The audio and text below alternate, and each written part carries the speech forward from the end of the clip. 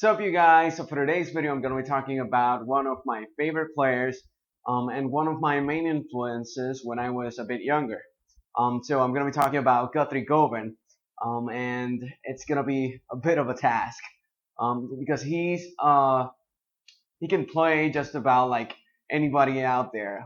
He can replicate the sounds of just about any other virtuoso guitar player out there. Um, but even though he's a fusion, funk, shred, heavy guitar virtuoso, I want to get down to the bare bones of his playing, of his actual style. More specifically, his style of playing when he recorded the album Erotic Cakes. Now I'm going to be dividing this video into three different sections, and I'm going to call them the three pillars of Guthrie. So the first pillar is genre.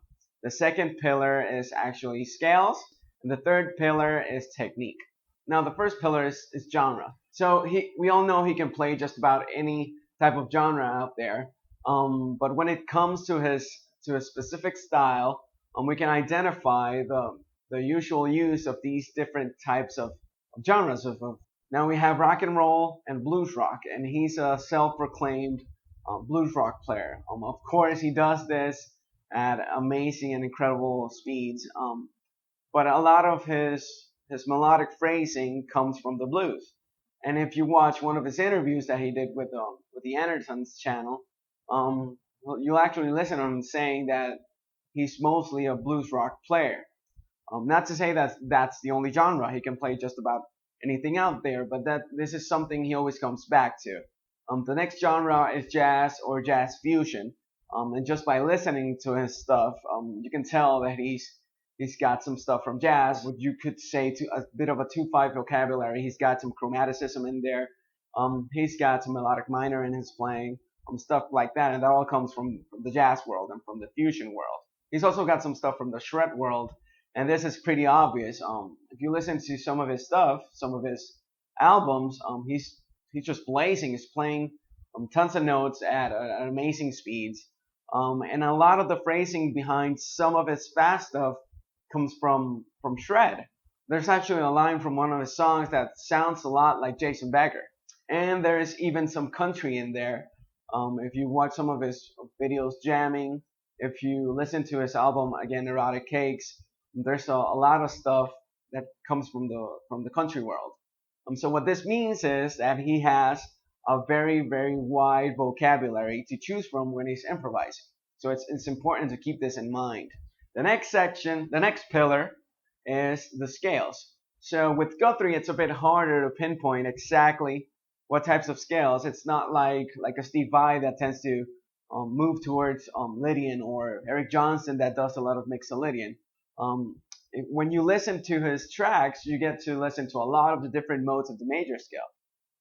And that's the first scale I'm going to be talking about. It's the major scale and the major scale modes. So yeah, he tends to lean on mostly the major scale and the major scale modes for his compositions, even though we can also find some other scales in there.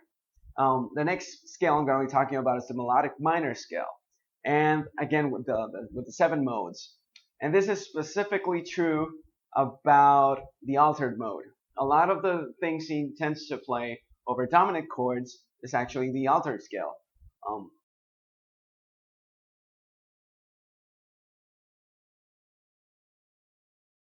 He also has a lot of work with symmetrical scales.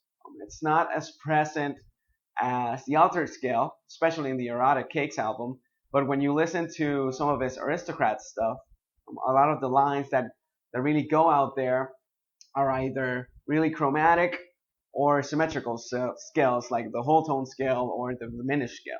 And that leads me to the next part, which is chromatic embellishments. Now what I mean by this is he tends to use normal scales like the pentatonic scale or the major scale in any of its modes, or even just arpeggios, and he fills up the little fragments within those scales with chromatic notes. Now let's take a look at this pattern right here. This is the pattern 4. This is pattern 4 of the Cage system for the minor pentatonic scale. This is the pentatonic box we all know and love. And when you look at this pattern, you have the notes of the pentatonic scale in black, and then we have some chromatic fillers in blue. So you can see where the pentatonic scale begins, and then where little fragments of chromaticism can happen. Now, an example of this is this next section, which I got from one of his most famous videos on YouTube, where he's playing to a Larry Carlton style track. So check it out.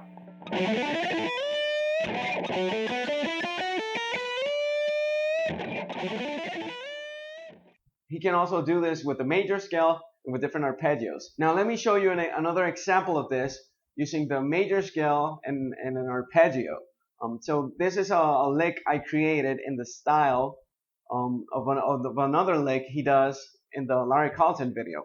Now what I'm going to do here is I'm going to start with a minor 7 arpeggio, and then I'm going to go into the B minor scale, and I'm going to add some chromaticism in between it.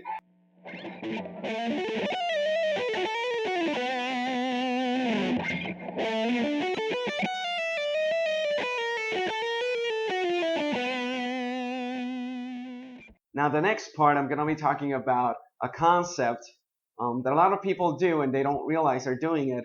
And I actually coined a term for it, and I'm calling it scale weaving. And in this specific occasion, I'm using pentatonic weaving. Now I'm actually writing a book right now which should be out the next few months, and which deals with exactly this topic.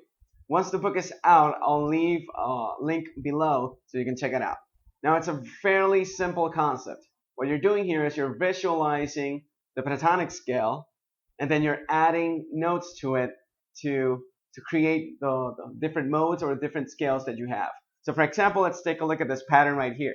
Again, we have pattern 4 of the minor pentatonic scale. Now you can clearly see the black dots, which represent the notes of the pentatonic scale. Now I'm going to add some blue dots, which represent the rest of the notes of the Dorian scale. Now, when you put both of these notes together, you get the Dorian scale. All this means is that the pentatonic scale fits in perfectly within the Dorian scale. So a good way to think of it is, think of a minor pentatonic scale, you're going to add a major 2nd to it, and you're going to add a major 6th to it. And it's the same thing, it's just a pentatonic scale with 2 added notes, and the result is the Dorian scale or the Dorian mode. And there's actually a couple of videos of Guthrie talking about this so that you can maintain your blues vocabulary while you're infusing it with your more scalar, more linear licks. Now the final pillar of Guthrie that we have in the video is the actual techniques. Now he's a master of just about any technique out there, so I'm just gonna run through them really quick, and I'm gonna show you a couple of examples of a bunch of different ones. One that I noticed he uses a lot is a long slide to a bend. So for example, we have this right here from the minor pentatonic scale, and we're going up to the slide. We finish here, and the next note on the pentatonic scale would be this one. So what I'm going to do is I'm going to slide to that note, and then I'm going to do a bend from that note up to that note, which is also part of the pentatonic scale. So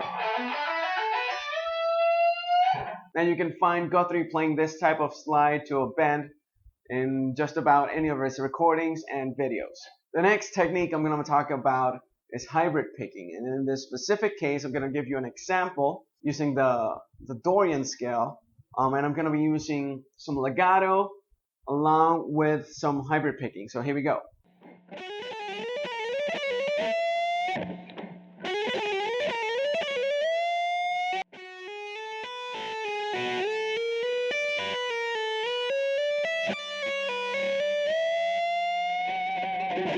We can also find hints of tapping here and there, actually a lot of tapping here and there.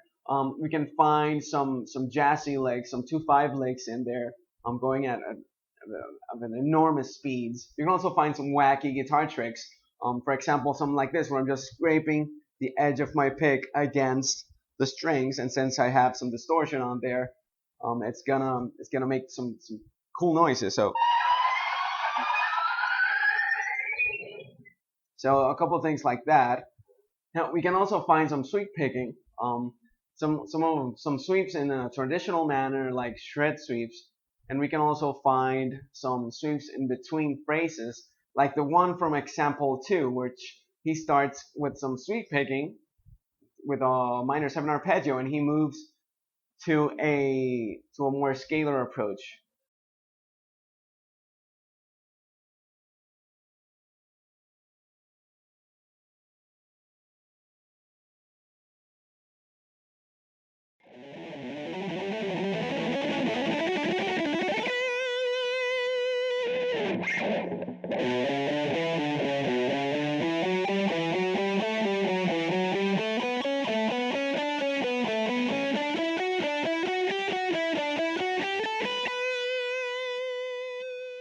And the final technique I'm gonna mention is actual whammy bar tricks.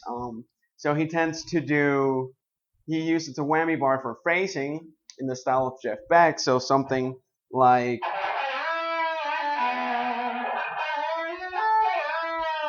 and he can also use it for 80s style dive bombs or Satriani style dive bombs, something like this. All right, so I just went through a whole myriad of techniques and concepts that you can try and you can study to try and sound like Guthrie. Specifically, the stuff I like to do when I try to sound like Guthrie. Um, it's a lot of stuff because the guy's a very, very, very complete player.